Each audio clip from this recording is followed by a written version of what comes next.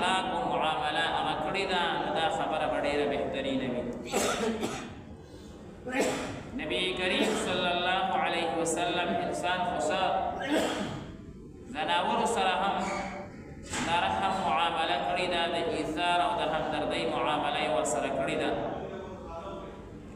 حضرت جریر ابن عبدالله رضی الله تعالی عنہ فرمایي چې نبی کریم صلی الله علیه وسلم فرمایي لا يرحم الله من لا يرحم الناس، یا کس باندې الله رحم نه کوي کم چې په نورو خلکو باندې رحم او ترس نه کوي.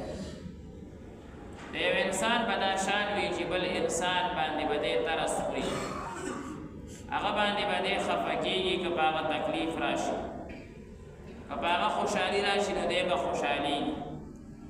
دا بهترین اخلاق دي. د اخلاقو دایره په اسلام کې ډېره زیاته